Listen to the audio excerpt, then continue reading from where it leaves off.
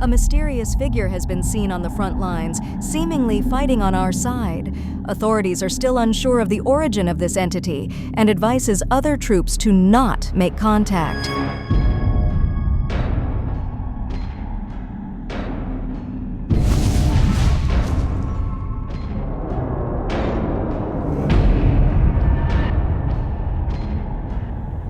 What? You aren't supposed to be here yet. No, that's impossible.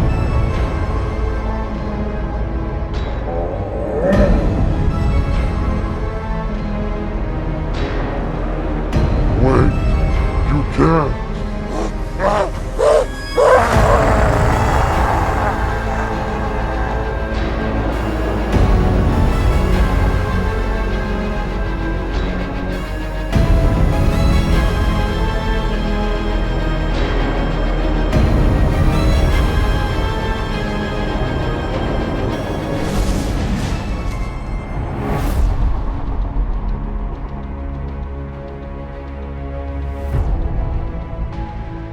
The Tier 5 bottom path Super Monkey is a tower of legendary status and will be the focus of this video, as well as some comments I have about an old series I used to do called Lucifer Sanctum, but more on that towards the end of the video.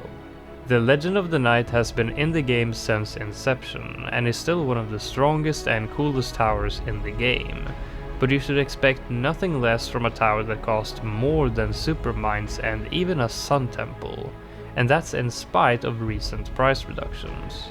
At launch, this tower cost 200k, which was soon increased to 240k, then back down to 200, and just recently down to 165k.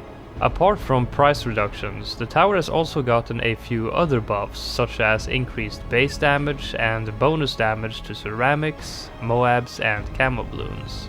But the most notable buff was one of my favorite balance changes of all time, and that was when the Legend of the Night gained bouncing projectiles in update 36. With this tower putting out projectiles with quite high damage and pierce, having the projectiles bounce meant a huge difference in every scenario with more than one active target, and made for much more satisfying gameplay. The only big nerf to the tower can somewhat be viewed as more of a bug fix than a nerf, due to how insanely overpowered the tower would have been without this change. The tower has a passive ability that activates a black hole at the end of the track whenever a balloon slips by your defense, rendering you completely invincible against any balloon for 8 seconds. This passive ability used to have a cooldown of 2 minutes, but was later increased to 3 minutes. But the problem was that the cooldown for the ability could be reset by selling and rebuying the tower, making you invincible as long as you had the cash to keep doing it.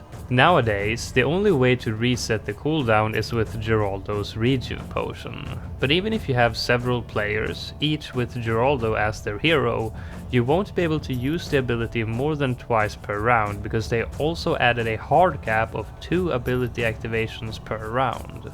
Aside from the passive ability, the Legend of the Night also has an activated ability called Dark Shift, which allows the tower to teleport anywhere on the map with a very short cooldown, allowing you to make full use of the tower's great DPS on most maps. Having not only a passive ability but also an activated one on a bottom path monkey is very unusual, as the norm for every tower is that only the middle path upgrades has an ability, while the top and bottom paths are left without. With this powerhouse of a tower, I wanted to see how far I could get on the map Peninsula without the top of the peninsula itself, while only using the Legend of the Night and Geraldo as support to survive the early game and to use his Quincy action figure to afford the tier 5 upgrade. In the early game, we placed Geraldo right away to afford his action figure as soon as possible and to place a shooty turret. Then after saving up about $700, we opened up another landmass and then sold Geraldo to then buy him again and place him on the new landmass. This is so that we would have room for our super monkey to teleport between the most important areas without Geraldo being in the way. We also made sure to be very careful when placing down the action figure and shooty turrets, as we don't really have too many pixels to spare if we want to fit the Super Monkey. On round 28, we had to sell the action figure to upgrade the Super Monkey to Plasma Blast so that we could pop the lead balloons, as we are yet to unlock Geraldo's Gerifiers, so this was the only way that we could survive these rounds. Then we need to save back up to buy the action figure once again. At the end of each round, its value will increase by a percentage amount, so we want to get it back as soon as possible so that we don't have to lock up a large amount of our money, because we will also need some cash in order to buy the tier 4 upgrade before cashing out on the action figure later to buy the tier 5. For round 63, we made use of the creepy idols to not have to face all of the ceramics that come each wave at the same time. We also took the time to replace all of the old shooty turrets with the new upgraded version that Geraldo unlocks at level 13. Shortly thereafter, we afford the tier 4 upgrade, which cost a whopping 47,000 on easy mode. That's 10 times more than the tier 3 upgrade, which is probably some kind of record. This means that our DPS will be significantly increased and it will be smooth sailing for us while we save up to the tier 5.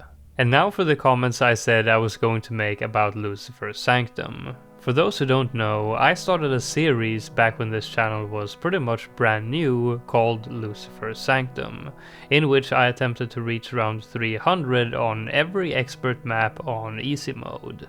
Alongside this challenge, I also worked with an artist to make some drawings in order to tell a story about a group of monkeys that descended into hell to find and kill Lucifer and his armada of Bloons. I did this because I thought it would be cool to try something original, and I really enjoy storytelling. Unfortunately, it started falling apart when my artist started providing lower and lower quality work and eventually stopped responding for weeks at a time, and kept trying to make me pay him outside of the platform, which was Fiverr, which goes against their rules. He told me that he had some real life issues that was causing all this trouble, and this led to me not wanting to work with him anymore. I didn't really stress finding a new artist because I kind of lost motivation because of this, and I also wanted the project to be of higher quality than it ended up being. But to do that would require even more money, and being a small YouTuber, I can't risk putting too much money into a project that will most likely not even give money back. I still to this day get comments all the time asking when the series will continue, so it seems that quite a few of you really liked it, so thanks a lot for that. What you saw in the intro is not the ending you deserved, but it's the best I can do for now. As for the challenge of reaching round 300 on every expert map, I may continue that but without the story. I saw a video today of Ninja Kiwi announcing that they're making an animated series. It seems they also picked up on the fact that there are quite a few, especially younger Bloons fans, that really like animated stories related to the game. So hopefully that will satisfy your thirst for Bloons stories for now. But as I mentioned, I really do like storytelling, and many of my best videos has a lot of focus on the story. So I'm for sure going to continue with that as much as possible. I have some great ideas of big projects with awesome stories. But with that said, Lucifer has finally been defeated, and all of Monkeyville can now sleep safely. And thus, this mission has been completed.